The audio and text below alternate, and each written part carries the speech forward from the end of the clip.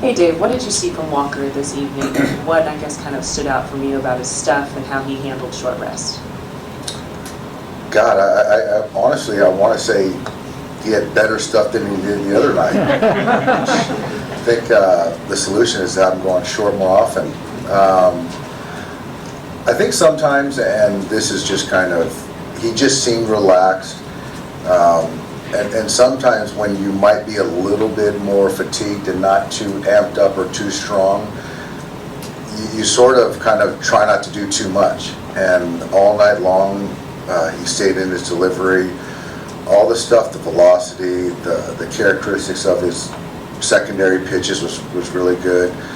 Used the changeup when he needed to. I thought it was really good all night long. From the left, Kyle.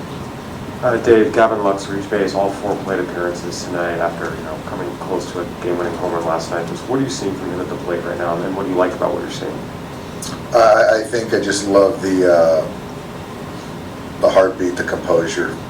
I think that just watching him take at bats, it's like a guy that's played, in the postseason, much more than he has, and so I think that results withstanding, he had a big night.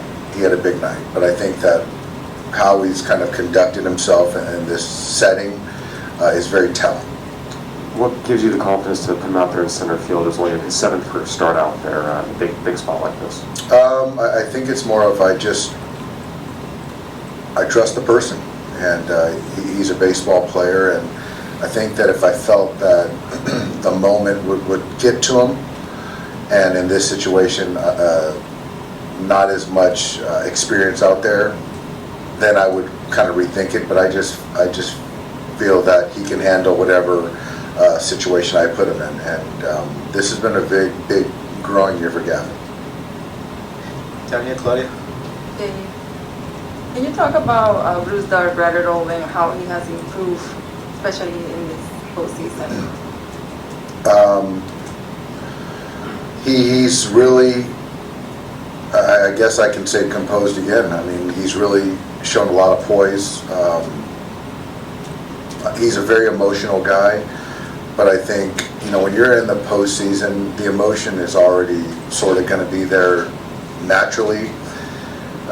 So it's about execution and making pitches and taking good at bats. And Bruce Dar, you look at the outings that we've run him out there, he's made good quality pitches, and the moment isn't getting too big for him. So I think last year, it was his first year, and great young man, very excitable, and the fans love it. But I think that, when you're talking about big spots, being able to keep your poise and still focus on making pitches is growth, and he's done a fantastic job. In the back, Bob. Dave, after you guys won the wild card game, you said this is what baseball wants, Dodgers, Giants. You think tied at 109 now, this is what baseball wants to a Game 5? This is what baseball wants. I mean, I think, as I understand it, all the series are done, and so we're going to be the only show in town. So if you have a pulse or you're a sports fan, you better be watching Dodgers, Giants. So it's going to be a great one. Far right in the back, JP. A couple questions about Gavin for you. I know you're not making out a lineup card tonight, but when you reflect on what he did today and in the series, has he earned a chance? He's going to play. He'll be in there somewhere. Yeah. And just as you're thinking through his progress on defense, how tough is it for him to go into center field at that part? It's a bigger ballpark. There's more real estate.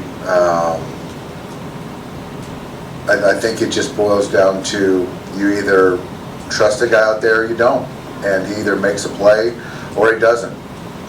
So, like I said, he'll be in there. I just don't know where. Down the middle.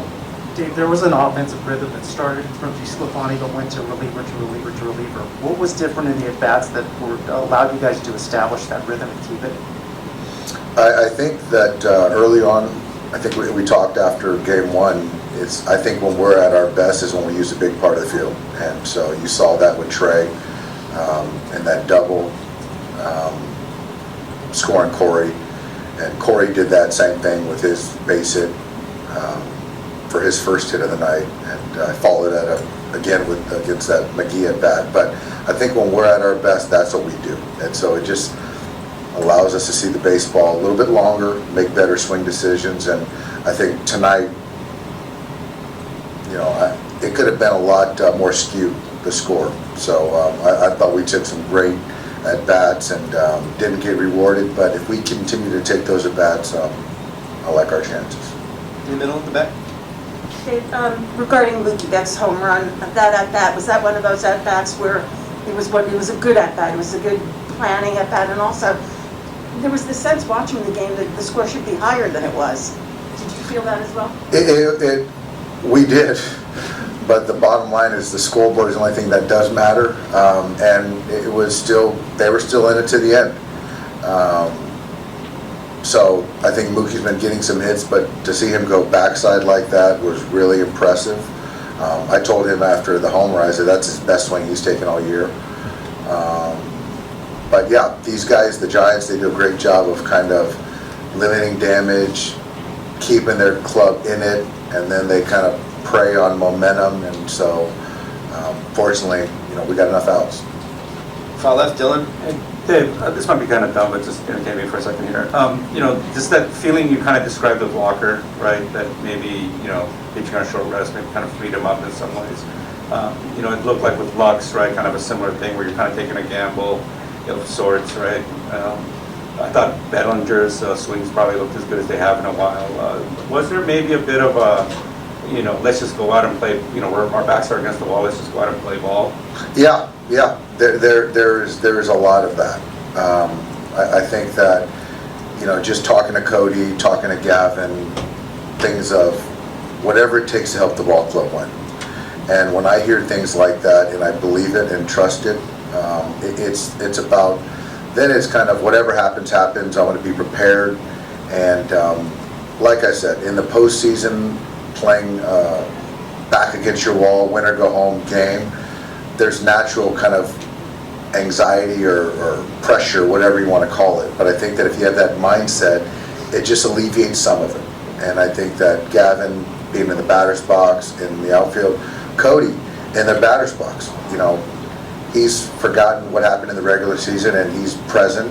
And I think that when I believe that, then I can trust it. And so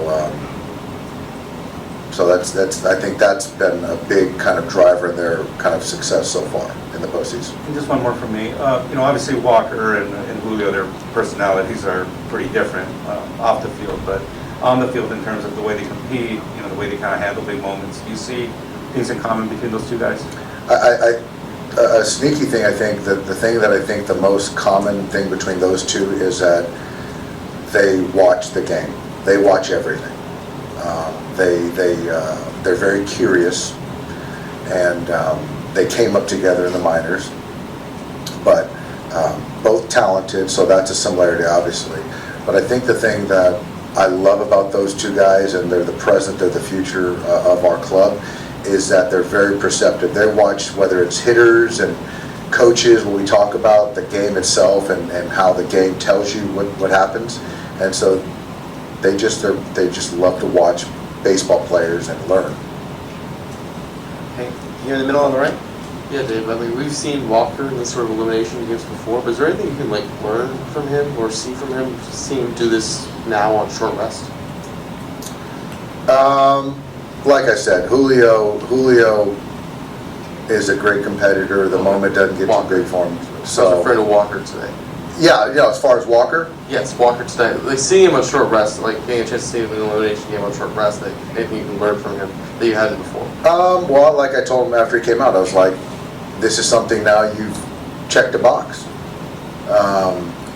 You've pitched in big games, elimination games, 163s and all this other kind of stuff, but never pitched on short rest, and a box was checked, and you came out ahead. So, yeah, it's great. Alden in the back on the right. Do you know if Max Scherzer can be available for you out of the bullpen in Game 5? We haven't had that conversation yet. I'm sure we'll have it, but right now I will say he's unavailable. But I've been known to change my mind, so we'll see. But we'll see. far left Hannah. Hey, Dave. Nice to see you. This will be the last matchup of teams that have obviously seen each other a whole bunch. I'm curious first sort of what you've learned about the Giants, and then also just more generally how that familiarity will manifest, like what that sort of chess match is when you're thinking about facing a team or coming up with a game plan for a team that you've seen a lot. You also know they've seen you a lot. I think the thing that because of the familiarity, they sort of we think alike. And I think on the margins, trying to get advantages.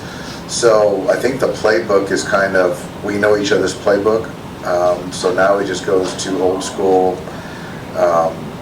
We're going to run the ball to the right, and you're going to have to stop us. And it's the Vince Lombardi. So it's like, we're going to play. We know what we do. They know what we do.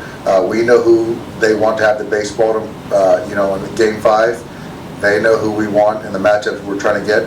Now it's about go out there and execute, and the best team wins.